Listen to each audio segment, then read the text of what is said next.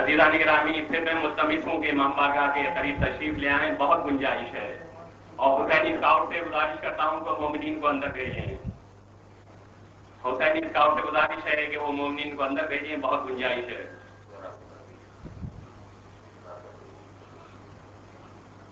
اور حبیب خدا ختم انبیاء بآواز بلند صلوات۔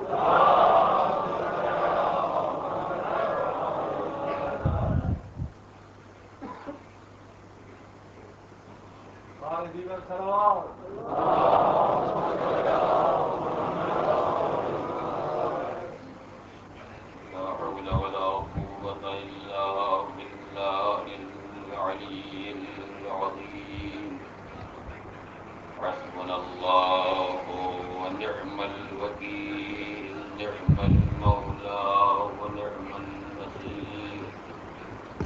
أعوذ بالله السميع العليم من الشيطان اللعين الرجيم.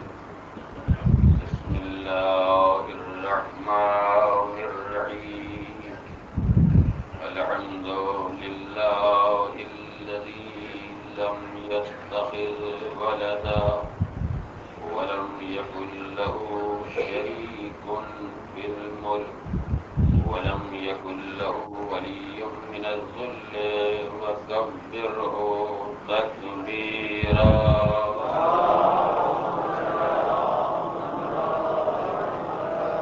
والصلاة والسلام والتحية والإكرام على الرسول النبي الأمي الذي أرسله بالحق بشيرا ونذيرا وداعيا إلى الله بإذنه وسراجا منيرا.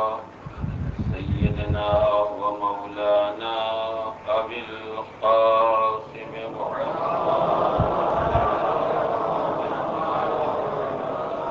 وعلى أهل بيته الطيبين الطاهرين الغر الميامين المعصومين الذين أذهب الله عنهم الرجس وطهرهم تطهيرا.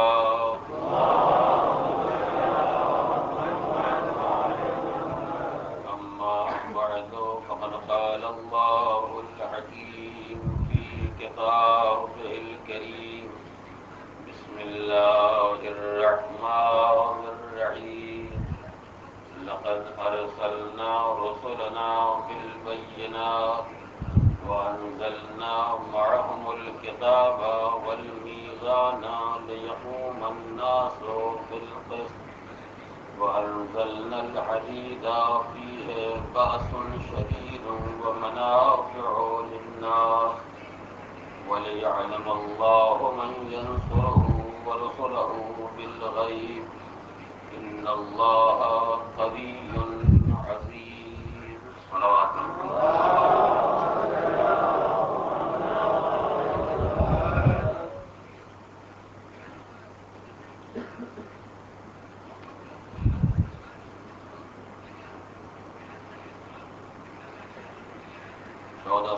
ہجری کے آغاز کے کے ساتھ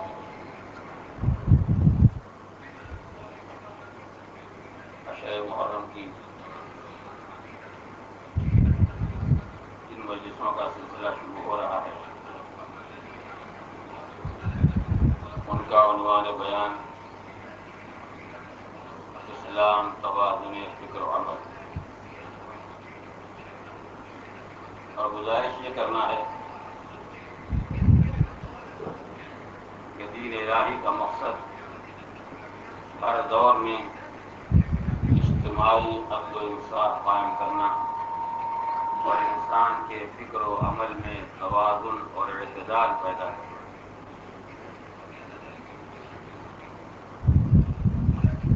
مختلف مسائل حیات میں اسلام نے کس طرح توازن پیدا کیا ہے اور اسلام سے الگ ہونے کے بعد انسان کس طرح اعتدال اور استقامت سے محروم ہو جاتا ہے، یہ تفصیلات آپ کے سامنے آئندہ مجالس میں عرض کیے جائیں گے۔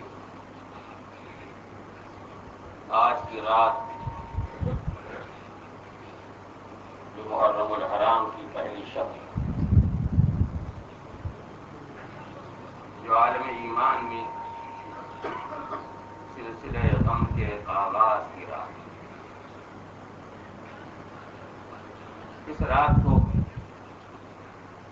ائمہ اہل بیت علیہم الصلوۃ والسلام کے ارشادات اور روایات میں بڑی اہمیت دی گئی۔ آنے والا دن اور آنے والے تمام دن اسلامی روایات میں مخصوص عظمت اور اہمیت کے حامل ہیں، اور ان تمام باتوں کی ایک بنیاد ہے جسے محسوس کرنا ہمارا اور آپ کا مذہبی اور اخلاقی فرض ہے، اور وہ یہ ہے کہ ہمارا یہ تمام سلسلہ اعضاء ہمارے ان جذبات، خیالات، نظریات اور افکار کی عکاسی کرتا ہے جو ہمارے دین اور ہمارے مذہب کی دین ہے۔ ہماری عزاداری نہ کوئی رسم ہے نہ کوئی رواج، ہمارا محرم نہ کوئی عوامی اجتماع ہے نہ کوئی فنکشن ہے، یہ ہماری عقیدت اور ہمارے عقیدے کا مطالبہ ہے جس کو پورا کرنے کے لیے یہ اجتماعات ہوتے ہیں، یہ تذکرے ہوتے ہیں، اور ان تذکروں کی بنیاد تنہا عقیدت نہیں ہے بلکہ عقیدت کے ساتھ عقیدہ بھی۔ اس لیے ہماری ایک اخلاقی اور مذہبی ذمہ داری یہ بھی ہے کہ جہاں ہم اپنے جذبات محبت کے اظہار کے لیے، اپنی عقیدت اور اپنے عقیدے کے اظہار کے لیے یہ اجتماعات منعقد کرتے ہیں، مجلسیں کرتے ہیں، نوحہ خوانی کرتے ہیں، سینہ زنی کرتے ہیں، جن تمام باتوں کا تعلق ہماری ذات، ہماری عاقبت اور ہماری نجات، اسی کے ساتھ ساتھ ہمیں ان اعمال اور ان افعال پر بھی توجہ دینا چاہیے جن کا تعلق ان شہیدان راہ خدا سے ہے جن کی یاد میں یہ مجالس منعقد کی جاتی ہیں۔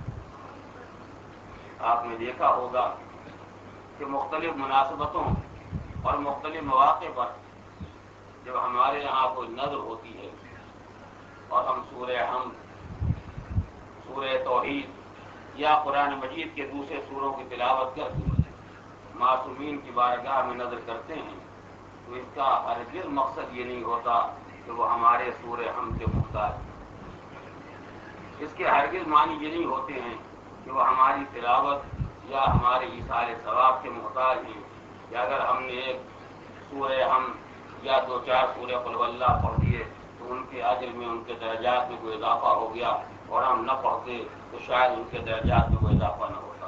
ایسا ہرگز نہیں ہے، ہم ان کے محتاج ہیں، وہ ہمارے محتاج نہیں، ہم زندگی میں ان کے محتاج ہیں، ہم مرنے کے بعد ان کے محتاج رہیں گے، ہم قبر میں جگائے جائیں گے تو ان کے محتاج رہیں گے، ہم محشر میں اٹھائے جائیں گے تو ان کے محتاج رہیں گے۔ وہ نہ حیات دنیا میں ہمارے محتاج تھے اور نہ دنیا سے جانے کے بعد ہمارے محتاج ہیں، اور ہم کیا وہ کسی کے محتاج نہیں تھے اور سب ان کے محتاج ہیں۔ نعرہ صلوات محمد وآل محمد۔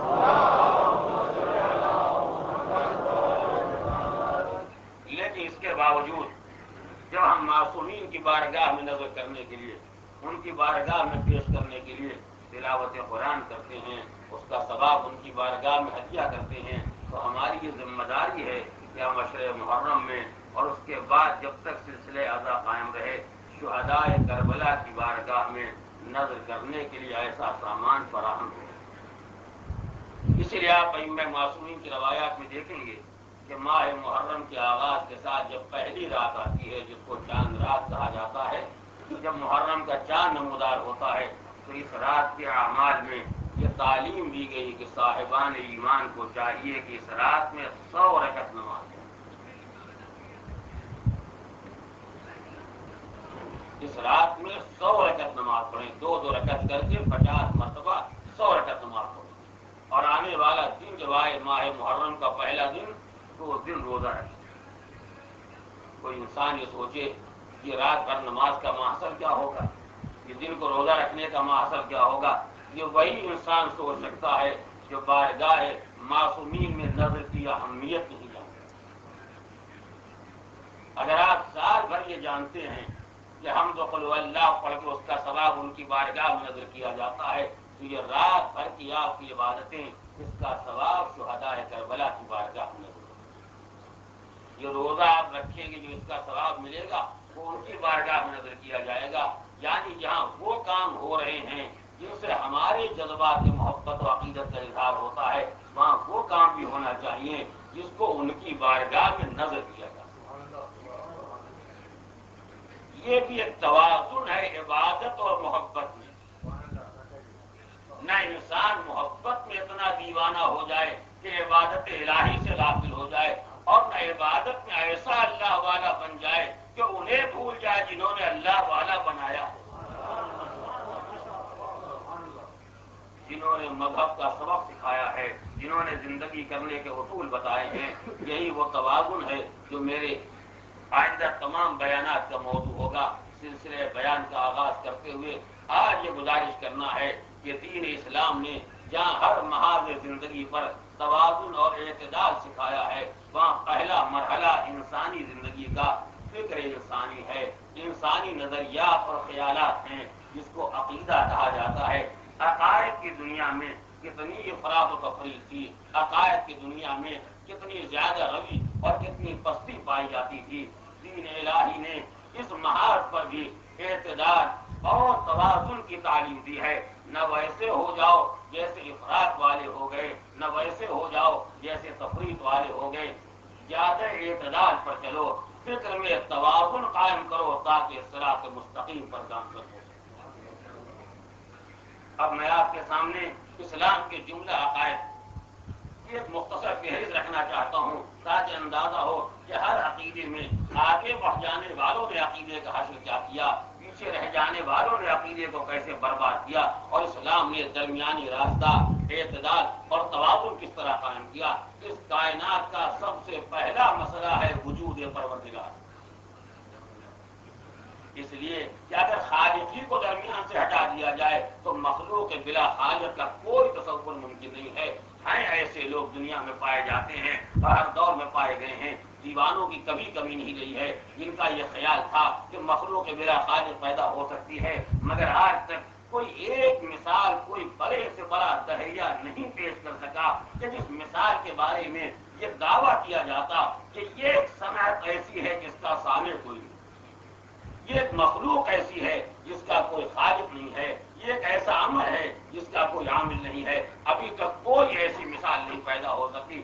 دھوکے دیے جا سکتے ہیں، سفسطے رائج کیے جا سکتے ہیں، فکروں کو فریب دیا جا سکتا ہے، آنکھوں میں دھول جھونکی جا سکتی ہے، سب کچھ کیا جا سکتا ہے، مگر وہ مصداق نہیں ڈھونڈا جا سکتا جو بغیر پیدا کرنے والے کے پیدا ہو گیا۔ حد یہ ہے کہ یہ دیوانہ مفکر نہ ہوتا تو فکر بھی نہ پیدا ہوتا۔ فکر بھی بالآخر ایک مفکر کی دین ہے، اور یہ مفکر اپنے کو مفکر اسی لیے کہتا ہے کہ ہم نے ایک تازہ اور نئی فکر پیدا کی ہے، یعنی فکر خود اس بات کی دلیل ہے کہ بغیر پیدا کرنے والے کی یہ فکر نہیں پیدا ہو سکی تو مفکر کیسے پیدا ہو جائے۔ لیکن اس ایک مسئلے میں کہ اس کائنات کا کوئی خالق و مالک ہے یا نہیں ہے، اس سلسلے میں بھی افراد کی دیکھی اور تفویض بھی دیکھی۔ ایک نظریہ پیدا ہوا جس نظریے کا نام ہے صدفہ، اتفاق۔ ان کا خیال یہ تھا کہ یہ کائنات بغیر کسی پیدا کرنے والے کے اچانک خود بخود پیدا ہو گئی۔ یہ ایک اتفاق کا جو ہو گیا، یہ ایک حادثہ کا جو ہو گیا، یہ کائنات جو پیدا ہو گئی، اس کے پیچھے نہ کوئی خدا ہے، نہ کوئی خالق ہے، نہ کوئی مالک ہے، نہ کوئی پیدا کرنے والا ہے، ایک اتفاق تھا، یہ کائنات پیدا ہو گئی۔ اور یاد رکھیے گا یہ اتفاق بے دینی کا بہترین حربہ ہے۔ توجہ کریں، میں اس موضوع کو یہاں روکنا نہیں چاہتا تاکہ میری بات مکمل ہو جائے، مگر اشارے میں کچھ باتیں آپ کو سمجھا دینا چاہتا ہوں تاکہ میرے بچے بھی اس بات کو نگاہ میں رکھیں۔ یہ اتفاق کا نظریہ نہ کوئی فلسفہ ہے، نہ کوئی فکر ہے، نہ کوئی علم ہے، یہ فقط ایک نقطہ اس لیے نکالا گیا ہے تاکہ وجود خالق کا انکار کیا جائے، عظمت خالق کا انکار کیا جائے، اور سفسطے کی دنیا میں، فریب کاری کی دنیا میں یہ بہترین حربہ ہے کہ جب کسی کمال کا انکار کرنا ہو تو واقعے کا انکار نہ کرو، واقعے کو اتفاقی کہہ دو۔ اس لیے کہ جو واقعہ نگاہ کے سامنے آ گیا ہے اس کا انکار کیسے کیا جائے؟ اتنی بڑی کائنات نگاہ کے سامنے ہے، کیسے کہیں کہ کائنات نہیں؟ اتنی بڑی دنیا آنکھوں کے سامنے ہے، زمین سے لے کے آسمان تک ایک نظام آنکھوں کے سامنے ہے، کیسے کہیں یہ کائنات نہیں ہے؟ تو وجود کائنات تو مانا ہے، ماننا پڑے گا۔ اب اس کے بعد اس کائنات کے پیدا کرنے والے کی عظمت اگر مان لی تو اس کا مطلب یہ ہے کہ ہمیں وجود ملا تو کوئی محسن ہے، ہمیں حیات ملی تو کوئی دینے والا ہے۔ تو کائنات کے پیچھے اگر خالق مانا تو اس کے معنی ہے کہ محسن مانا، محسن مانا، منعم مانا، احسان کرنے والا مانا، وجود دینے والا مانا، حیات دینے والا مانا۔ اور اگر اسے مان لیا تو کتنی پریشانیاں پیدا ہو جائیں گی۔ جب محسن مانا ہے تو اس کا احسان ماننا پڑے گا، جب منعم مانا ہے تو انعام کا شکریہ ادا کرنا ہوگا، جب وجود دینے والا مانا ہے، حیات دینے والا مانا ہے تو دوسرے کے مال کو بغیر اس کی مرضی کے استعمال نہیں کیا جا سکتا۔ کتنی پابندیاں پیدا ہو جائیں گی۔ لہذا کہو کائنات ہے مگر اتفاقاً ہے۔ کتنے اتفاق اچانک ہو گئے؟ ایک اتفاق ہوا آسمان پیدا ہو گیا، دوسرا اتفاق ہوا ستارے پیدا ہو گئے، تیسرا اتفاق ہے چاند پیدا ہو گیا، چوتھا اتفاق ہے نظام شمسی سورج پیدا ہو گیا، پھر زمین پیدا ہو گئی، دریا پیدا ہو گئے، پہاڑ پیدا ہو گئے۔ اتفاقات کی قطار لگی ہوئی ہے۔ جتنی مخلوقات کائنات میں پائی جاتی ہے سب نتیجہ ہے اتفاق کا، اس کے پیچھے کوئی خالق و مالک نہیں ہے۔ ایک دو چیزیں ہوں تو ہم سوچ بھی لیں کہ شاید یہ اتفاقاً پیدا ہو گئی ہو۔ کائنات تو اتنی طویل و عریض ہے کہ سوچنے کے لیے انسان کا دماغ فیل ہو جائے اگر کائنات کی تفصیلات میں گم ہو جائے۔ لیکن سب کا ایک جواب ہے، یہ سب کیسے پیدا ہو گیا؟ کیا اتفاق سے پیدا ہوا؟ زمین کیسے آئی؟ اتفاق سے۔ آسمان کیسے آیا؟ اتفاق سے۔ اتنے ستارے کیسے پیدا ہوئے؟ کا سب اتفاق سے۔ یہ چاند کیسے پیدا ہوا؟ اتفاق سے۔ سورج کیسے آیا؟ اتفاق سے۔ اس کے پیچھے جتنے سیارے کام کر رہے ہیں سب اتفاقات کا نتیجہ ہے۔ جتنوں کا انکشاف ہو گیا وہ اتفاقی ہیں، جن کا انکشاف ہونے والا ہے سب نتیجہ ہے اتفاق کا۔ یہ حضرت انسان کہاں سے آئے؟ یہ بھی ایک اتفاق۔ یہ جانور کہاں سے آئے؟ یہ بھی اتفاق ہے۔ جانور یہ کیوں نہ ہو گئے؟ یہ بھی ایک اتفاق۔ ورنہ بجائے انسان کی یہ جانور ہی ہو گئے جھگڑا ختم ہو جاتا، مگر یہ بھی ایک اتفاق ہے کہ یہ جانور نہ ہوئے، انسان ہو گئے انسانیت کا مقدر پھوڑنے کی، انسانیت کو بدنام کرنے کے یہ انسان ہو گئے۔ یہ سب اتفاق ہے۔ تو اب یہ آپ کو اندازہ ہوا کہ کفر نے توحید کے محاذ پر عظمت خدا کے انکار کا سب سے بڑا حربہ نکالا اتفاق۔ توجہ کریں میں کیا کہہ رہا ہوں؟ محاذ توحید پر عظمت پروردگار کو گھٹانے کے لیے، خالق و مالک کی جلالت کو کم کرنے کے لیے یا اس کی عظمت کا انکار کرنے کے لیے ایک حربہ نکالا اتفاق۔ یہ کفر کا پہلا حربہ تھا جو توحید کے خلاف استعمال ہوا۔ توجہ کریں، یہ کفر کا پہلا حربہ تھا جو توحید خدا کے خلاف یا پروردگار کے خلاف استعمال ہوا۔ تو یاد رکھیے گا اگر کفر کہیں اور پیدا ہوتا،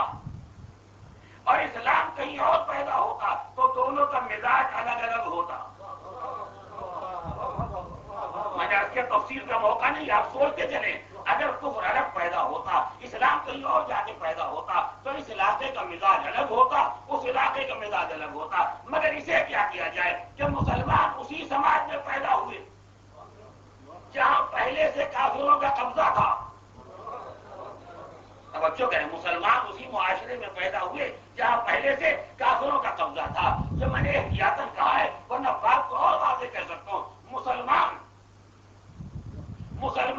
کفر ہی کے آغوش میں پیدا ہوئے یہ کل کا کافر تھا آج کلمہ پڑھ کے مسلمان ہو گیا یہ کل کا مشرک تھا آج کلمہ پڑھ کے موحد ہو گیا تو یہ سب پرانے کافر ہی تو تھے جو کلمہ پڑھ کے مسلمان ہو رہے تھے تو وہ ایک آدھ تھا جو پرانا کافر نہیں تھا توجہ کریں اسی لیے اس کا اسلام ناقابل اعتبار ہو گیا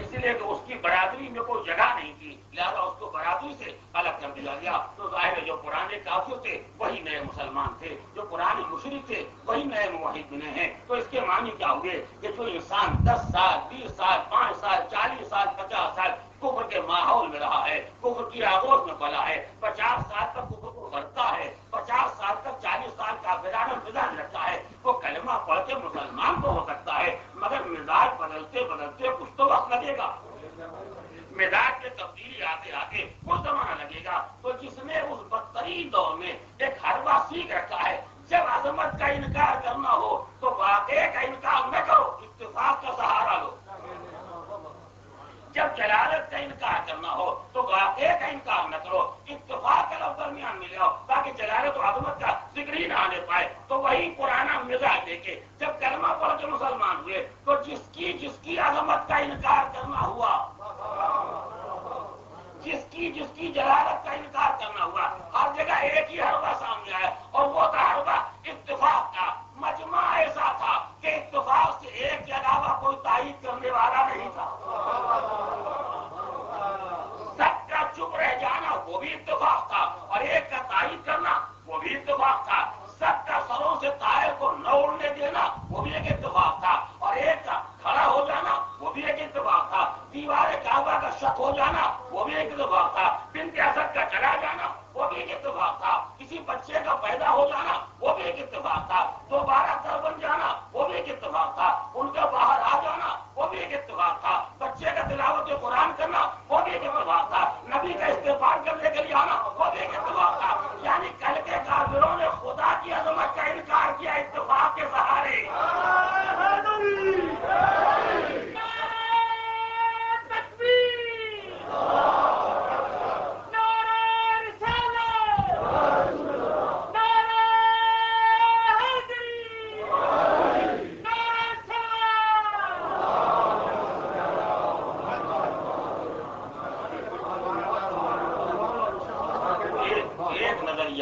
کائنات ہے خالق و مالک کوئی نہیں ہے یہ پیدا ہو گئی ہے پیدا کرنے والا کوئی نہیں ہے یہ ایک نظریہ تھا ٹھیک اس کے مقابلے میں دوسرا نظریہ پیدا ہوا وہ تو کسی خدا کے قائل نہیں تھے وہ کسی خالق کے قائل نہیں تھے وہ کسی مالک کے قائل نہیں تھے اب تو یہ قائل ہونا شروع ہوئے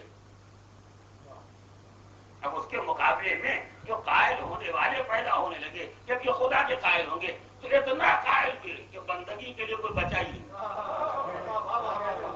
سوائے ان کے بندگی کے لیے کوئی نہیں بچا بھائی ان کا مقدس بندگی کرنا پتھر ٹھوکر میں آئے خدا دریا کی روانی دیکھی خدا پہاڑوں کی بلندی دیکھی خدا ستاروں کا چمکنا دیکھا خدا چاند کا نکلنا دیکھا خدا سورج کی تابانی دیکھی خدا جانور کو دیکھا خدا گائے خدا حیوان خدا درخت خدا جتنے سب خدا ہو گئے بندہ کون بچا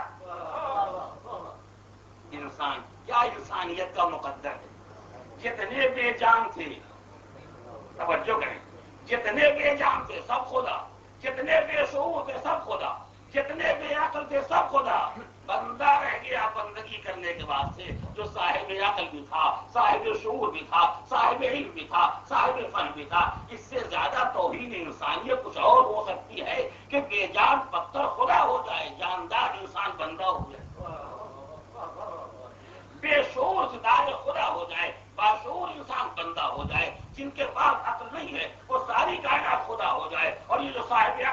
گیا تھا کہ بندگی کرنے کے واسطے رہ جائے. فرق پہچانا, یا تو کوئی خدا نہ رہ جائے اور یا سب خدا ہو جائیں. اب آپ نے دونوں راستے پہچان لیے. عقیدے کے پہلے مرحلے میں افراط و تفریط کو پہچانا, جو حد سے آگے بڑھ گئے, وہ اتنے آگے بڑھ گئے کہ انہیں سب خدا دکھائی دیے.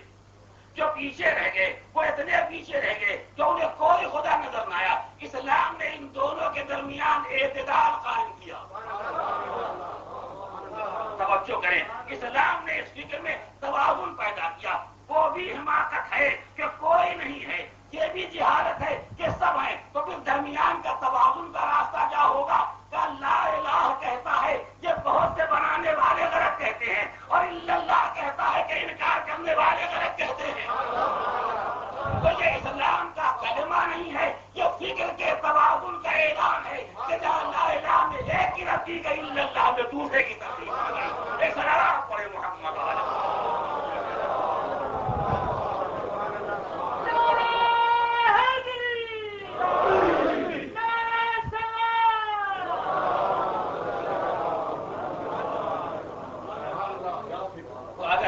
نظر اور عقیدے کا توازن چاہتے ہو تو مسئلہ بہت واضح ہے. جو کہیں سب خدا ہے ان سے کہو لا الہ. توجہ کریں, جو کہیں سب خدا ہیں ان سے کہو لا الہ. جو کہے کوئی خدا نہیں اس سے کہو الا اللہ. ہم بھی کہتے ہیں کوئی خدا نہیں الا اللہ, مگر ایک ہے, تاکہ دونوں کی حالتوں کی تربیت ہو جائے, دونوں کی اصلاح ہو جائے. نہ وہ کہنا صحیح ہے کہ کوئی بھی ہے, نہ یہ کہنا صحیح ہے کہ سب خدائی کے قابل ہے. تو اسلام نے محاذ توحید پر ایک معتدل اور متوازن راستہ نکالا ہے کہ صحیح فکر انسانی یہ ہے کہ نہ انکار مطلق کیا جائے, نہ اتنا اقرار کیا جائے کہ سب ہو جائے. اب آپ کو اندازہ ہو گیا کہ توحید کا مفہوم کیا ہوتا ہے. اب آپ نے محسوس کر لیا کہ توحید کا تقاضا کیا ہے. نہ بالکل سرے سے انکار کرو, نہ سب کو ماننے لگو. آپ متوجہ ہیں میں کیا کہہ رہا ہوں؟ نہ بالکل سرے سے انکار کرو کہ کوئی نہیں ہے, اور نہ سبھی کو ماننے لگو. اگر یہ بات توحید میں تمہاری سمجھ میں آ جائے گی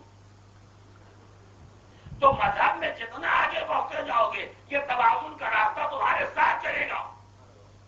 ہر جگہ دو طرح کے ملیں گے, کچھ کہیں گے کوئی نہیں, کچھ کہیں گے سب. تم درمیان میں ایک راستہ نکالو. جو سب کہتے ہیں وہ بھی غلط کہتے ہیں, جو کہتے ہیں کوئی نہیں ہے وہ بھی غلط کہتے ہیں. بلکہ اتنی بڑی بستی میں سے, اتنے باطل خداؤں میں سے جب ہم نے ایک وحدہ لا شریک تلاش کر لیا, یہ سب کسی قابل نہیں ہے مگر وہ خدائی کے قابل ہے. تو جب کبھی ایسا جھگڑا ہو تو نااہلوں کو الگ کر کے کسی اہل کو تلاش کر لینا تاکہ مزاج توحید تو برقرار رہے. عقیدہ اسلام سلامت رہے, فکر کا توازن باقی رہے. یہ پہلا مسئلہ تھا. اس کے بعد پھر ایک نیا مسئلہ پیدا ہوا. جب یہ طے ہو گیا کہ نہیں ہم مسلمان ہیں, لا الہ الا اللہ, کوئی خدا ہو یا نہ ہو مگر وہ وحدہ لا شریک خدا ہے, تو وحدہ لا شریک میں جھگڑا شروع ہو گیا. ایک تو ہے مگر کیسا ہے, ایک ہے مگر کیسا ہے. اب اس مسئلے میں کتنے نظریات پیدا ہوئے, کتنے افکار پیدا ہوئے, میں سب کو نہیں عرض کروں گا. میں اسلام کے بنیادی عقائد کا حوالہ دینا چاہتا ہوں. تو توحید کا ایک ہنگامہ آپ نے دیکھا کہ کتنے مسائل پیدا کیے. اب توحید کے بعد جب مسئلہ عدالت سامنے آیا تو ایک خدا کو ماننے والے بھی پھر 3 حصوں میں بٹ گئے. ایک نے کہا ہے مگر ایسا صاحب اختیار ہے, ایسا صاحب اختیار ہے کہ اس کے آگے کسی کا اختیار نہیں. یعنی جن کو اس نے صاحب اختیار بنایا وہ بھی بے اختیار ہے. یہ نظریہ کیوں بنا, اس کا محصل کیا ہے؟ یہ وہی نظریہ ہے جو عوام کی زبان پر اکثر آ جاتا ہے اور آپ سنتے رہتے ہیں, بغیر حکم خدا کے پتا بھی نہیں ہلتا. پتا نہیں ہلتا ہے تو بات معقول ہے, اس لیے کہ پتے کے پاس کوئی ارادہ نہیں ہے, کوئی شعور نہیں ہے, کوئی اختیار نہیں ہے, کوئی عقل نہیں ہے. لیکن دوسرا مصرع, جب بغیر حکم خدا کے پتا نہیں ہل سکتا تو بندہ کیسے ہلے گا؟ بندہ دکھائی دیا سینما ہال میں, ہم نے کہا یہ گھر سے ہلتے ہلتے یہاں تک کہاں پہنچ گئے؟ چلے آپ کو جانتے ہیں بغیر حکم خدا کے پتا نہیں ہلتا، تو بندہ کیسے ہلے گا؟ جیب کاٹتے ہوئے پکڑے گئے یا آپ کا ہاتھ ان کی جیب کی طرف کیسے چلا گیا؟ آپ تو جانتے ہیں بغیر حکم خدا کے پتا نہیں ہلتا، تو بندے کا ہاتھ کیسے ہلے گا؟ تو اس کے معنی کیا ہوئے کہ درخت پر پتا ہلا تو خدا ذمہ دار ہے، بندے کے پاؤں گئے سینما ہال کی طرف خدا ذمہ دار ہے، چور کے ہاتھ گئے دوسرے کے جیب کی طرف خدا ذمہ دار ہے، شرابی شراب کھانے میں گیا خدا ذمہ دار ہے، زناکار زناکاری مبتلا ہوا خدا ذمہ دار ہے۔ ہم بیچارے کیا حیثیت رکھتے ہیں؟ دیکھا آپ نے، ہم بیچارے کیا حیثیت رکھتے ہیں؟ ہماری کیا حیثیت؟ وہ تو جو چاہتا ہے، ہم غریبوں سے جو کام دیتا ہے وہ ہمیں کرنا پڑتا ہے، ورنہ ہمارا کیا بس ہے، ہمارا کیا اختیار ہے، ہماری کیا حقیقت ہے؟ بے شک آپ کی کوئی حقیقت نہیں ہے، مگر جب جنت میں جانے کا وقت آئے جب بھی کہیے گا ہم بیچاروں کی کیا حقیقت ہے۔ اور کیا آپ نے جب جنت میں جانے کا وقت آیا اور خدا نے کہا سب جاؤ جہنم میں، سب جاؤ جہنم میں، پروردگار جہنم میں جائیں، کہاں؟ جب سینما ہال بھیجا تو چلے گئے تھے، جب زنا کے لیے بھیجا تو چلے گئے، تب نہیں پوچھا کہ کہاں جائیں، جب چوری کے لیے بھیجا چلے گئے، اب جہنم میں بھیجنا چلے جاؤ، کیا چلے تو جائیں، مگر ہماری نمازوں کا کیا ہوگا، ہمارے روزوں کا کیا ہوگا، رات رات بھر کی تلاوتوں کا کیا ہوگا، رات رات بھر کی نمازوں کا کیا ہوگا؟ کیا تم سے کیا تعلق؟ یہ ہماری نماز کیا مطلب، یہ ہمارا روزہ کیا مانی، یہ ہماری تلاوت کے کیا مانی؟ تم نے کیا کیا ہے؟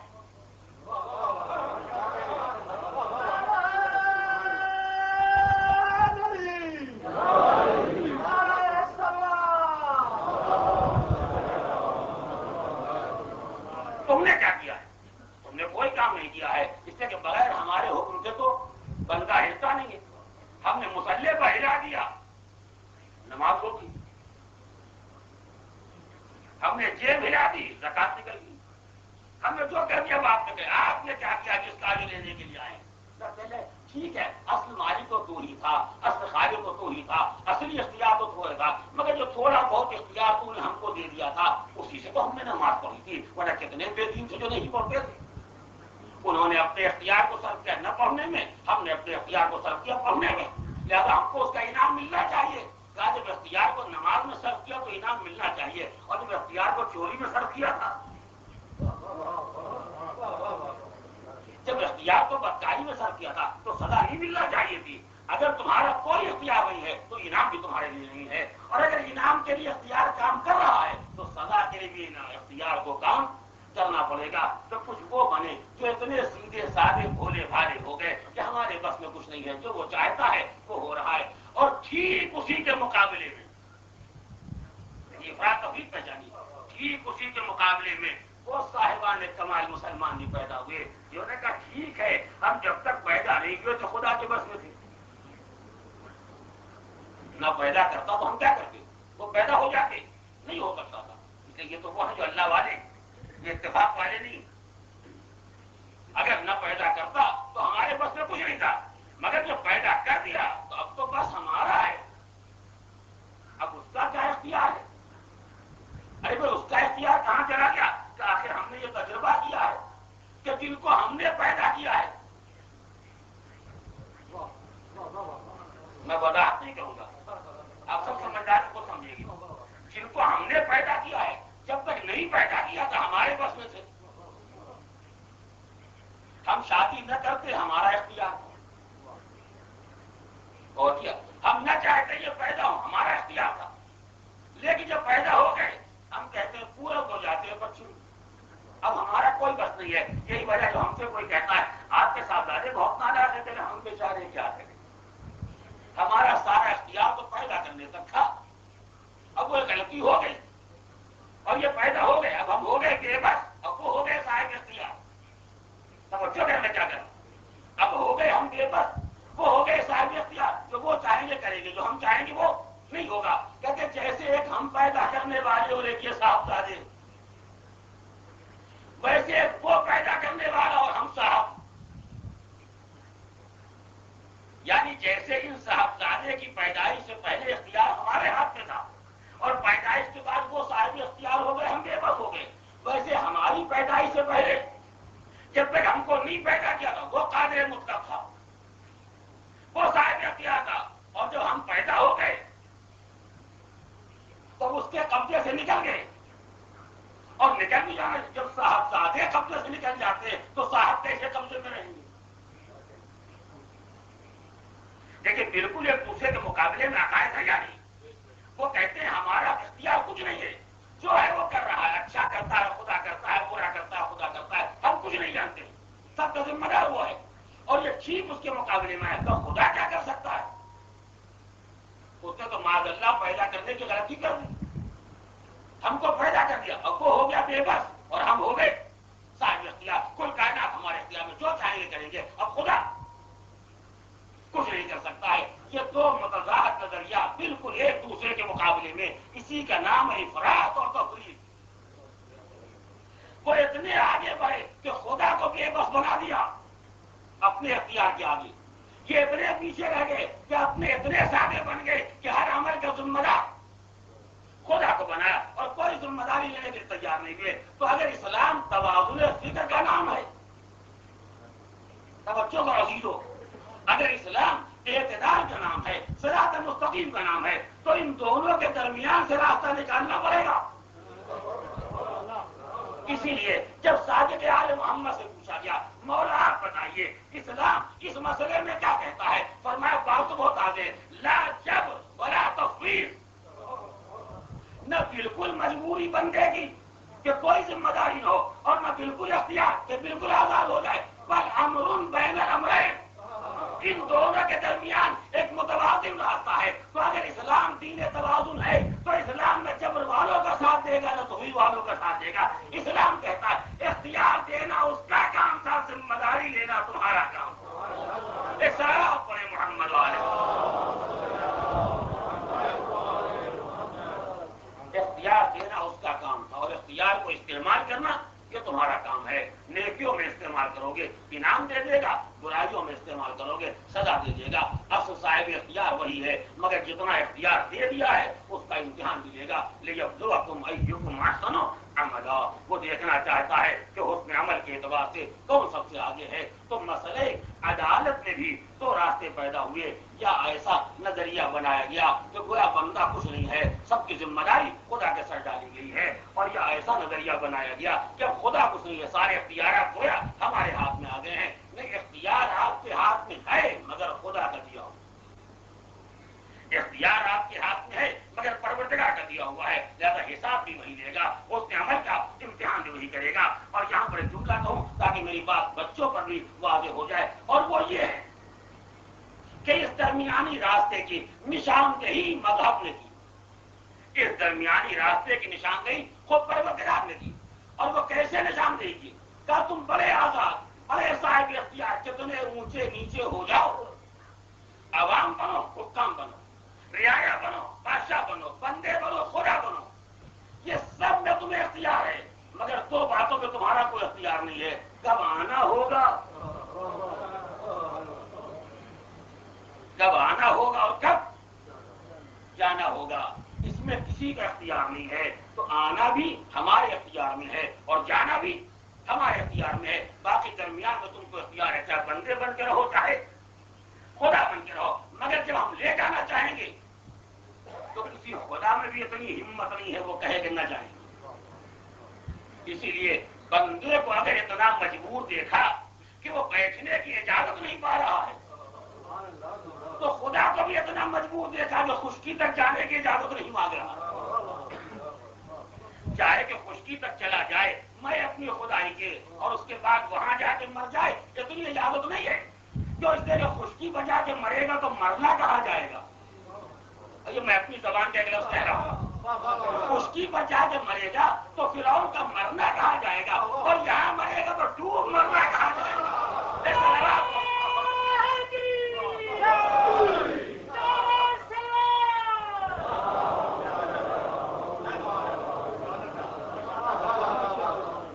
اس کے بعد زندہ اور باقی بھی رہے گا، تب بھی یہی کہا جائے گا کہ ڈوب مرا، تاکہ معلوم ہو کہ باطل کا انجام کیا ہوتا ہے، تاکہ معلوم ہو جائے باطل خدا بھی بن جاتا ہے تو اس کا حشر کیا ہوتا ہے. لہذا نہ ویسا نظریہ اختیار کرنا، نہ ایسا عقیدہ قائم کرنا، ایک درمیانی راستہ ہے. اور بات آ گئی ہے تو ضمن ایک لفظ اور کہہ دیتا ہوں تاکہ آپ اس کی تفصیلات پر غور کر سکیں. اور وہ یہ ہے کہ نظریات تو الگ الگ ہیں، کوئی بالکل اختیار کا قائل ہو گیا، کوئی بالکل مجبوری کا قائل ہو گیا، مگر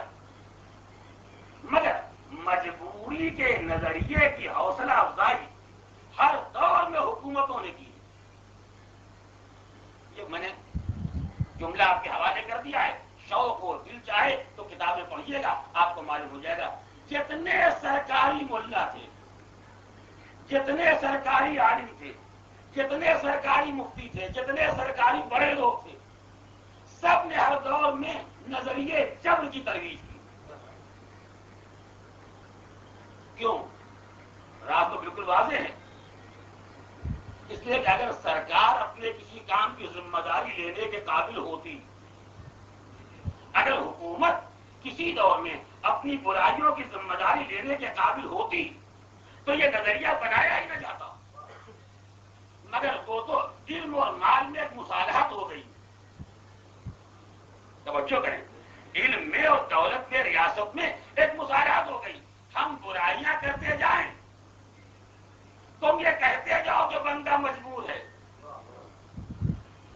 اب آگے آپ سوچئے گا، ہم برائیاں کرتے جائیں، تم یہ کہتے جاؤ کہ بندہ مجبور ہے، تم جتنی دولت چاہو گے وہ ہم دے دیں گے. مگر عوام میں یہ پروپیگنڈا کرتے رہو کہ بندے کا کوئی اختیار نہیں ہے، تاکہ ہم گلے کاٹیں، مجرم نہ کہے جائیں. ہم جاگیریں لوٹیں، مجرم نہ کہے جائیں. ہم برائیاں کریں، مجرم نہ کہے جائیں. ہم جو چاہیں کریں، مجرم نہ کہے جائیں. اور جب کوئی سوچے کہ یہ مجرم ہو گئے تو فوراً ادھر سے آواز آئے، خبردار یہ نہ کہنا بندہ تو بیچارہ مجبور ہوتا ہے، بندہ بیچارہ مجبور ہوتا ہے. تو یہ ہمیشہ سرکاری نظریات تھے جن کی ترویج صاحبان علم یا صاحبان فضل یا درباری افراد کرتے رہے تاکہ ان کی برائیوں کی پردہ پوشی کی جا سکے اور عوام میں صدا احتجاج کا بلند ہو سکے اور کوئی یہ نہ کہہ سکے کہ حاکم غلط کام کر رہا ہے. اس لیے کہ حاکم بیچارہ کچھ نہیں کر رہا ہے، جو کر رہا ہے وہ خدا کر رہا ہے. تو توحید کے مرحلے میں افراط و تفریط دیکھی، توازن دیکھا. عدالت کے مسئلے میں افراط و تفریط دیکھی، توازن دیکھا. اب اور آگے بڑھیے، تیسرا عقیدہ اسلام میں آیا جس کو عقیدہ نبوت کہا جاتا ہے. یہاں بھی افراط و تفریط، یہاں بھی کچھ حد سے آگے بڑھ گئے، کچھ پیچھے رہ گئے. کوئی افراط و تفریط کیسے قائم ہوئی؟ نبوت کے مسئلے میں ایک نظریہ پیدا ہوا، نبوت کی کوئی ضرورت ہی نہیں، نبی کا کوئی کام ہی نہیں. اس لیے کہ نبی اگر آئے گا اور احکام لے کر آئے گا تو احکام کی دو قسمیں ہیں. یا وہی کہے گا جو عقل کہتی ہے تو نبی کا کوئی کام نہیں، اور اگر عقل کے خلاف کہے گا تو عقل مند مانے گا کون؟ اگر نبی عقل کے خلاف پیغام دے گا تو کوئی عقل مند مانے گا نہیں، آنے کا فائدہ کیا؟ اور اگر وہی کہے گا جو عقل پہلے سے کہہ رہی ہے تو نبی کا کام ہی کیا؟ عقل تو پہلے سے موجود ہے. کیا نبی دیوانوں کے لیے آتا ہے؟ کیا بے عقل انسانوں کے لیے آتا ہے؟ لہٰذا نبی کا کوئی کام نہیں ہے. ایک ایسا نظریہ پیدا ہوئے کہ جہاں نبوت کی کوئی ضرورت ہی نہیں ہے. اور اس کے بعد پھر دوسرے وہ پیدا ہو گئے جہاں ہر گھر میں، ہر گلی میں، ہر کوچے میں اتنے حوصلے بلند ہو گئے کہ جو نام کا کام کا پکا جھوٹا وہ بھی نبی، مسیلمہ کذاب اور نبی. کتنی جلدی نبوت کا معیار گر گیا. کل وہ نبی ہوتا تھا جس کو دشمن بھی صادق کہتا تھا، اب وہ نبی ہو گیا جس کو سب کذاب کہہ رہے ہیں. اور جب راستہ کھل گیا تو مرد ہی کیوں نبی ہوں، وہ کیوں نہ ہو جائیں. لہٰذا ادھر سے بھی ایک آواز بلند ہوئی، اگر یہ نبی ہے تو پھر ہم بھی نبی ہیں. اور ہمارے لیے تو دلیل موجود ہے. اس لیے کہ مسلمانوں کے پیغمبر نے یہ اعلان کیا تھا، یا علی انت منی بمنزلۃ ہارون من موسیٰ، کہ علی ہمارا تمہارا وہی رشتہ ہے جو ہارون اور موسیٰ کا ہے. الا انہ لا نبی بعدی، مگر میرے بعد کوئی نبی نہیں ہوگا، میرے بعد کوئی نبی نہیں ہوگا. تو مرد نبی ہوتا ہے وہ نہ ہو، عورت تو نبی نہیں ہوتی، عورت تو نبیہ ہوتی ہے. لیکن میری جگہ تو باقی. لہٰذا انہوں نے نبوت کا دعویٰ کر دیا. یعنی بڑھے تو ایسے بڑھے اور گھٹے تو ایسے گھٹے. اب ایک درمیانی راستہ چاہیے، ایک اعتدال، ایک توازن چاہیے. توجہ کریں آپ. اس کے بعد تمہیں بڑا اس کے بعد جب نبی ماننے کا وقت آیا، بڑی قیمتی بات گزارش کر رہا ہوں، جب نبی ماننے کا وقت آیا تو پھر افراط تفریط ہو گئی. کچھ نے مانا تو اتنا مانا کہ انہیں حد سے آگے بڑھا دیا، اور نہیں مانا تو اتنا گرایا کہ ان کی حد بنا رکھا. کیسے؟ جب نبی کافروں کے سامنے آئے، انبیاء خدا جب کفار کے سامنے آئے تو کفار نے آواز دی ما انتم الا بشر مثلنا وما انزل الرحمن من شيء. تم فقط ہم جیسے انسان. اب میں تفصیل نہیں جاؤں گا. تم فقط ہم جیسے انسان ہو، اور اللہ نے کچھ نہیں نازل کیا، نہ کوئی وحی آئی ہے، نہ کوئی خبر آئی ہے، نہ کتاب آئی ہے، نہ نبوت آئی ہے، نہ رسالت ہے، کچھ نہیں ہو. تم فقط ہم جیسے انسان ہو. تو ایک نظریہ گرا تو اتنا گرا کہ فقط ہم جیسے ہو، باقی کچھ نہیں ہو. دوسرا نظریہ، جب زلیخا نے یوسف کو بزم نسواں سے گزارا، یہ گزر جائیں، یہ ان کو دیکھ لے تو معلوم ہو جائے کہ میں بلا وجہ یوسف کو فریفتہ نہیں ہو گئی. یوسف میں کوئی بات تھی جس کی وجہ سے میرا ذہن بہہ گیا، لہٰذا یوسف سامنے سے گزر جائیں اور ان کو اندازہ ہو جائے کہ یوسف کیا چیز ہے. اب جو جناب یوسف اور عورتوں کے درمیان، مصر کی خواتین کے درمیان سے گزرے تو قرآن نے کہا کرا قلنا، ان عورتوں نے کہا حاشا للہ ما ھذا بشرا. حاشا للہ ما ھذا بشرا، یہ بشر نہیں ہے، ان ھذا الا ملک کریم. یہ تو فرشتہ معلوم ہوتا ہے، یہ فرشتہ معلوم ہوتا ہے. اب آپ نے افراط تفریط کو پہچان لیا. ہاں کاش وقت ہوتا میں وضاحت کرتا. اب آپ نے افراط تفریط کو پہچان لیا یا ادھر گئے تو کہا بالکل ہم جیسے بشر، اور یا ادھر کہا یہ بالکل بشر نہیں ہے. ان ھذا الا ملک کریم، یہ تو ملک ہے، یہ تو فرشتہ ہے، یہ بشر نہیں ہے. تو یا بالکل بشر اور یا بالکل بشر نہیں، فرق پہچانیے. اب یہاں پر میں ایک ادبی جملہ کہنا چاہتا ہوں جو سمجھ جائیں، وہ میرا مقدر. اور وہ یہ ہے کہ قرآن مجید میں دونوں کی حکایت کی. ایک جواب کیا ہے؟ ما انتم الا بشر مثلنا، تم فقط ہم جیسے ہو. قالوا، کفار نے کہا ما انتم الا بشر مثلنا، تم کچھ نہیں ہو، فقط ہم جیسے بشر ہو. کس نے کہا؟ قالوا، کافروں نے کہا. اور جب یوسف کا معاملہ آیا تو قلنا حاشا للہ ما ھذا بشرا، تو ان عورتوں نے کہا یہ بشر نہیں ہے، یہ تو ملک کریم کو فرشتہ معلوم ہوتا ہے. تو بہکے تو دونوں، مگر بہکنے کی قسم پہچانیے. کاش اس ادبی نقطے کو آپ محسوس کر سکیں. بہکے تو مرد بھی بہکے، بہکی عورتیں بھی بہکی، مگر فرق یہ ہے کہ مرد بہکے تو اپنا جیسا بشر کہا، عورتیں بہکی تو ملک کہا. اور دونوں کا فرق کیا ہے؟ وہ دشمنی میں بہکے تو اپنا جیسا کہا، یہ محبت میں بہکی تو آگے بڑھا دیا.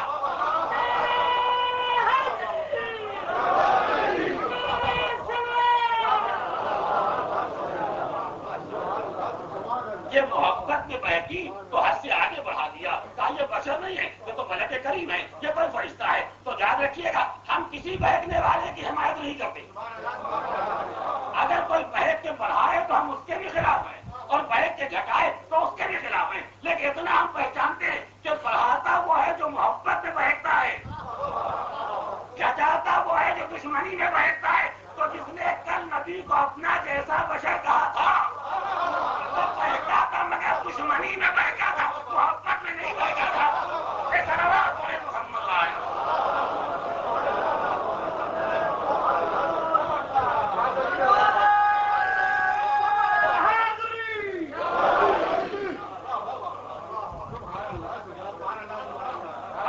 ہماری نگاہ میں خوارج بھی بہتے ہیں، نصیری بھی بہتے ہیں، مگر دونوں کے بہکنے میں اتنا فرق ہے. خارجی بہتے ہیں دشمنی میں، نصیری بہتے ہیں دوستی میں. ہم کسی بہکنے والے کی حمایت نہیں، بہتے دونوں ہیں، مگر ایک دشمنی میں بہتا ہے اور ایک دوستی میں بہتا ہے. میں اس لیے کہہ رہا ہوں تاکہ آپ کم از کم بہکنے کی مقدار دیکھ کے یہ تو پہچان لیں یہ دوستی والا ہے، بہکنے کا انداز دیکھ کے یہ تو معلوم ہو جائے کہ محبت کر کے بہکا ہے یا دشمنی کر کے بہکا ہے. جب کفار نے عداوت کی تو کہا یہ صرف بشر ہے، اس کے علاوہ کچھ نہیں ہے، رحمان نے کچھ نہیں نازل کیا. اب فقہ. اب قرآن کا اور اسلام کا توازن دیکھیے گا. کیا کہا؟ یہ بالکل بشر نہیں ہے، یہ فرشتے ہیں. یہ حد سے آگے بڑھی، یہ ہوتے حد سے آگے بڑھی. کیا یہ بالکل ہم جیسے ہیں، کچھ نہیں نازل ہوا، یہ پیچھے ہٹ گئے، یہ گرانے والے ہیں. اسلام نے توازن قائم کیا، توازن قائم کیا. انما انا بشر مثلکم یوحی الی، میں تم جیسا بشر ہوں. یہ مصر کی عورتیں سن لیں اور مجھ پر وہی نازل ہوتی ہے، یہ مکے کے کافر سن لیں. یہ صلوات پڑھے محمد علیہ وسلم.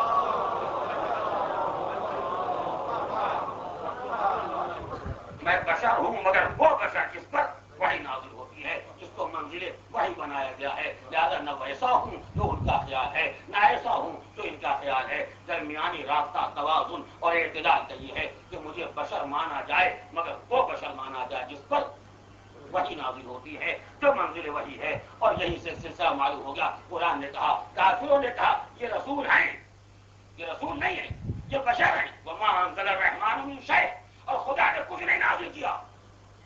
اس تاریخی فقرے کو قرآن کے یاد رکھیے گا، ہمیشہ کام آئے گا.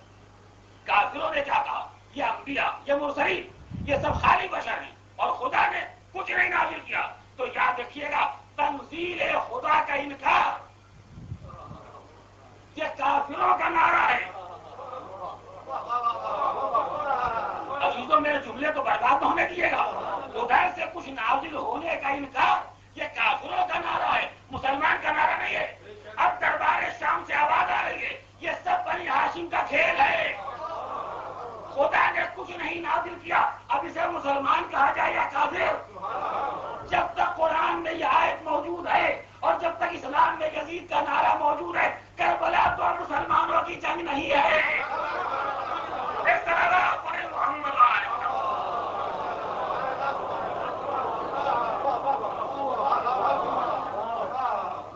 یہ دو مسلمانوں کا مقابلہ نہیں، اسلام اور کفر کا مقابلہ. اسلام اور کفر کی جنگ ہے. جہاں ایک طرف اعلان ہے نہ وہی آئی ہے نہ خبر آئی ہے، اور ایک طرف اعلان ہے وہی آئی ہے خبر آئی ہے. بس فرق یہ کہ تمہارے گھر میں ہمارے گھر میں یہ گھر منزل وحی.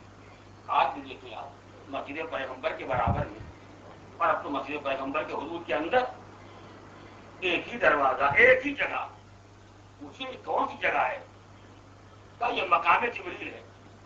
کیا جبریل یہاں رہتے تھے؟ کیا یہاں جبریل آتے تھے؟ یہ محبت وحی ہے، یہ وہ جگہ ہے جہاں وحی نازل ہوتی تھی. یہ بیت فاطمہ ہے. ایک علاقہ، ایک جگہ، کتنے نام اسی حصے کے ہیں، کتنے نام اسی حصے کے ہیں. اسی حصے کو بیت فاطمہ کہا جاتا ہے اپنے تفصیلات کے ساتھ. وہ جو حضرات جانتے ہیں اس جغرافیوں کو وہ خوب سمجھیں گے.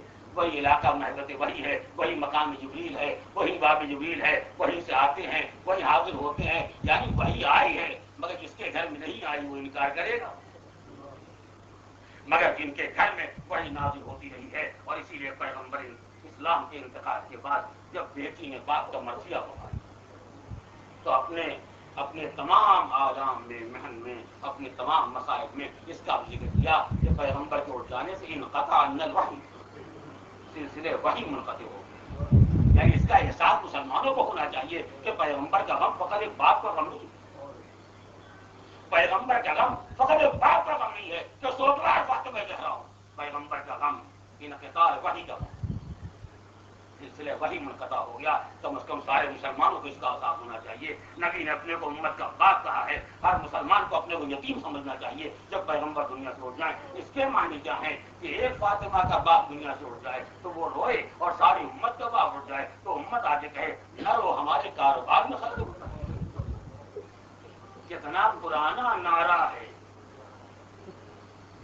غم میں رونے کے مقابلے میں، سوگ منانے کے مقابلے میں، غم منانے کے مقابلے میں کتنا پرانا نعرہ ہے. ہمارے کاروبار کو اثر پڑتا ہے. تو جو امت نبی کے غم میں کاروبار کو یاد کرتی ہے، جو امت پیغمبر کے غم میں کاروبار کو یاد کرتی ہے، وہ امت اگر نواز رسول کے غم میں اپنے کاروبار کو یاد رکھتی ہے تو کوئی حیرت کی بات نہیں. اس لیے جس کا جیسا رشتہ ہوتا ہے اور جیسا رشتہ ہوتا ہے وہ ویسا ہی محزون ہوتا ہے، ویسے رنجیدہ ہوتا ہے۔ میں نے عرض کیا تھا کہ خدیجہ ایک ابو طالب دنیا سے اٹھ گئے تو پیغمبر نے سارے سال کو عام الحزن قرار دیا، یہ رنج کا سال ہے، یہ غم کا سال ہے۔ اللہ نبی کی ایک شریک حیات، نبی کا ایک محسن دنیا سے اٹھ جائے تو سارا سال رنج و غم کا سال ہو جائے سرکار دو عالم کے لیے اور نبی کا نواز اپنے پورے خاندان کے ساتھ، اپنے بھرے گھر کے ساتھ، اپنے اصحاب انصار عوام کے ساتھ راہ خدا میں قربان ہو جائے اور مسلمان کو چند دن منانے کی فرصت، چند دنوں کے لیے حزن و غم اور رنج و الم کی فرصت نہ ملے۔ کون جانے اس درد کو، کون پہچانے گا اس درد کو؟ وہ نانا جانتا ہے جس نے حسین کو زبان، اس درد کو وہ باپ جانتا ہے جس نے بیٹے کو اپنی گودی میں پالا ہے، اس درد کو وہ ماں جانتی ہے جو آغوش میں لیے ہوئے ہے اور آنسو بہا رہی ہے، آنسو بہا رہی ہے۔ کیوں؟ اس لیے کہ باپ نے ذکر کر دیا ہے ایک دن وہ آنے والا ہے، ایک دن وہ آنے والا ہے جب یہ میرا لال صحرائے کربلا میں 3 دن کا بھوکا پیاسا شہید کر دیا جائے گا۔ ماں کا دل بے چین ہو گیا، بابا بابا یہ خبر جو آپ سنا رہے ہیں یہ واقعہ کب پیش آئے گا؟ آپ رہیں گے؟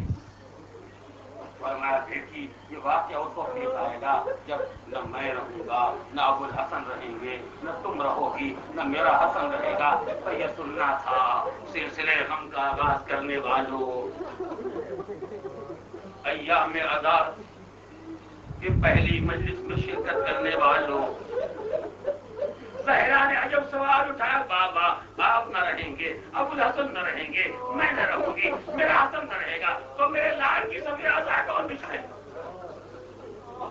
میرے لال کا غم کون منائے گا؟ کہا زہرا، زہرا اللہ ہے قوم کو پیدا کرتا رہے گا جو کربلا کے مردوں کا ماتم کریں گے، ان کی عورتوں کے غم میں آنسو بہاتی رہیں گی۔ یہ ایک نبی کا وعدہ تھا جو ہر دور میں پورا ہوتا رہا، یہ ایک تمنا زہرا تھی جو ہر دور میں پوری ہو رہی۔ اجرکم اللہ، خدا آپ کو کسی غم میں نہ رلائے سوائے غم آل محمد کے۔ آپ کو توجہ ہو وہ تاریخ ماہ رجب کی 27ویں تاریخ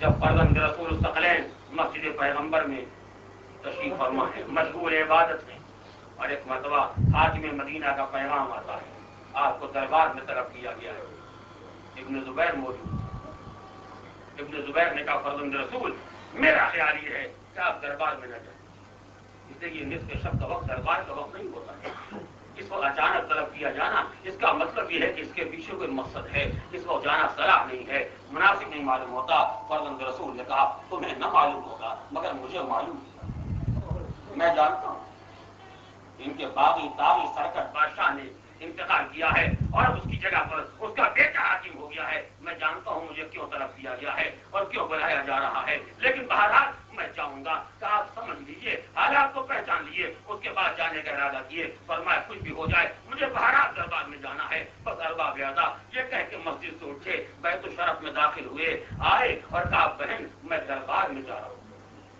بہن میں دربار میں جا رہا ہوں۔ ثانیہ زہرا نے بے چین ہو کے کہا بھیا اس وقت دربار میں جا رہے ہیں؟ کہا مجھے اسی وقت دربار میں بلایا گیا ہے، یہ تو دربار کا کوئی وقت نہیں ہے۔ کہا ایسا معلوم ہوتا ہے کہ ان کے بادشاہ نے انتقال کیا ہے، اس کی جگہ پر بیٹا حاکم ہوا ہے اور اس نے مجھے خاص مقصد کے لیے بلایا ہے، مگر میرا جانا ضروری ہے۔ بس ارباب اعضاء یہ سننا تھا۔ ایک مرتبہ بہن نے کہا بھیا اگر آپ نے یہ فیصلہ کر لیا ہے کہ دربار میں ضرور جائیں گے تو جائیے، مگر زینب آپ کو اکیلے نہ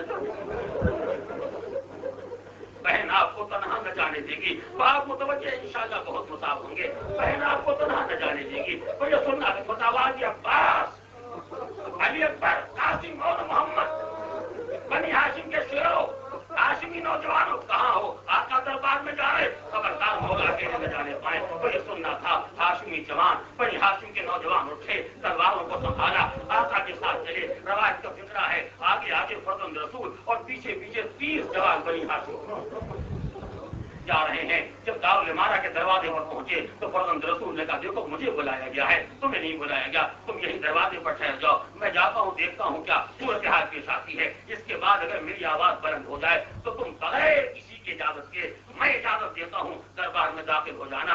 आए फर्जंद रसूल दरबार में आए, हाकिम मदीना ने खबर मरगे हाकिम शाम सुनाई, आपने खबर सुनी, उसके बाद कहा यजीद उसका बेटा हाकिम हो गया है और ये पैगाम दिया गया है कि आपसे बैत का मुतालबा किया जाए, आप बैत करें। फर्जंद रसूल ने फरमाया इतना बड़ा मसला और उसको रात की तारीकी में उठाया गया है, क्या जब दिन हो जाए, दरबार आरास्ता हो जाए, लोगों को बुला लिया जाए, तब ये मसला उठाया जाए, ताकि ये तय तो हो जाए कि कौन इस काबिल है कि बैत ले और कौन इस लायक है कि बैत करे।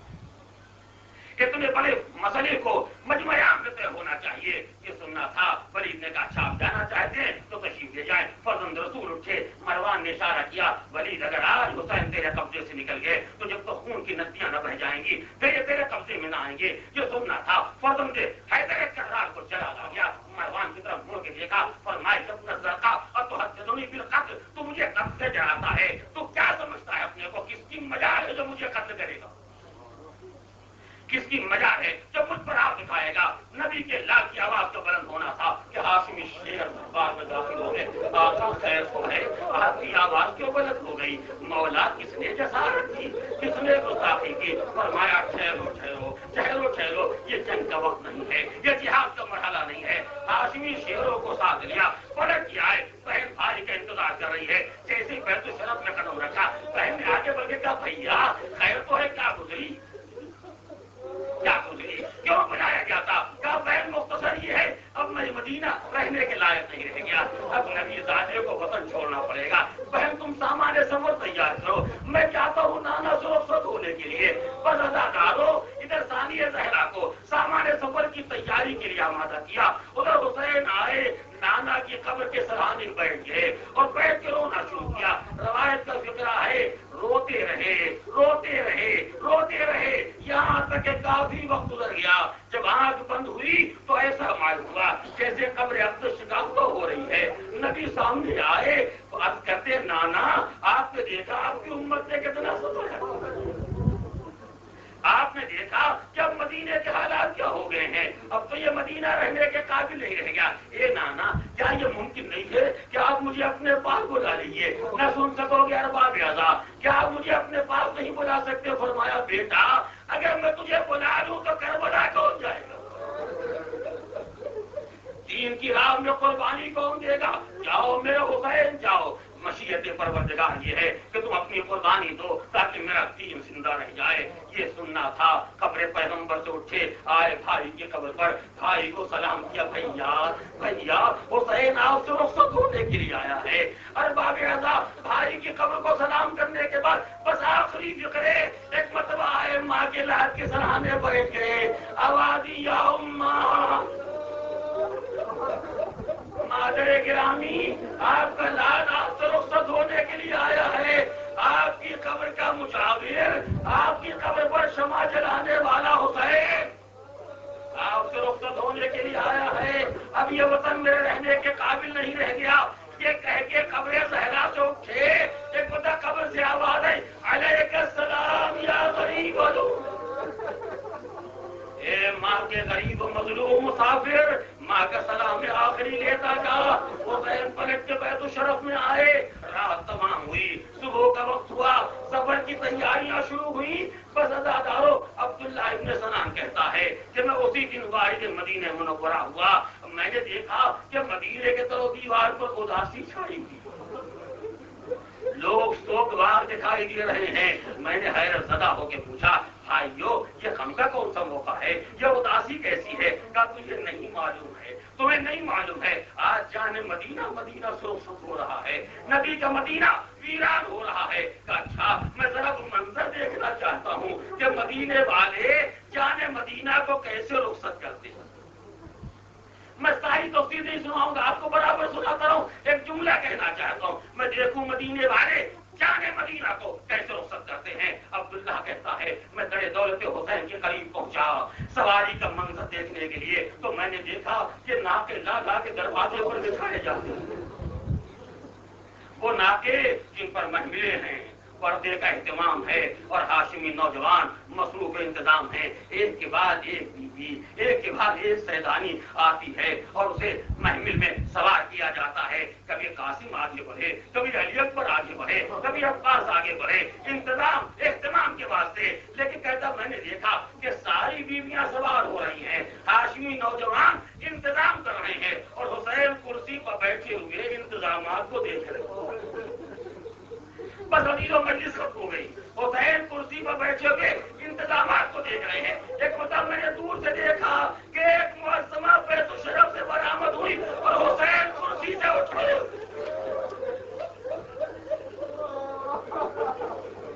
ہاشمی جوانوں میں کسی نے پردے محمل اٹھایا، کسی نے گھٹنے ٹیکے، کسی نے نالین سنبھالی۔ جب بیوی سوار ہوئی تو میں نے پوچھا یہ کون سوار ہوا؟ علی و فاطمہ کی بڑی بیٹی زینب سوار ہوئی۔ جب قافلہ تیار ہو کے چلنے لگا تو ایک مطلب بنی ہاشم کے عورتوں نے کہا مولا فرزند رسول ہم سمجھ گئے اب یہ قافلہ شاید پلٹ کے نہ آئے گا، ایک آخری تمنا۔ غیرت داروں نہ سن سکو گے اور میری بہنیں بھی سن رہی ہیں، وہ بھی توجہ کریں۔ مولا ایک آخری التماس، ایک آخری تمنا۔ فرمایا ہاں بتاؤ کیا چاہتی ہو؟ کہ آقا ہم راستے میں تو رویا قطار باندھ کے کھڑے ہو جائیں، شیطانیوں کی سواری ہمارے درمیان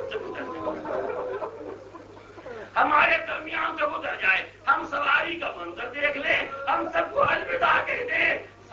بنی ہاشم کی عورتوں نے قطار بنائی، اب قافلہ جب گزرنے لگا ہر طرف سے آواز ہے الوداع الوداع، السلام السلام، اجازت دو مولا ابھی شیطانیوں کو گزر جانے دیجیے، یہ بنی ہاشم کی عورتوں کی قطار ہے، مگر کل جب قافلہ کوفہ و شام کے بازاروں سے گزرے گا تماشائیوں کا مجمع، منادی کی آواز ہذہ سوایا من بنات رسول اللہ، تماشا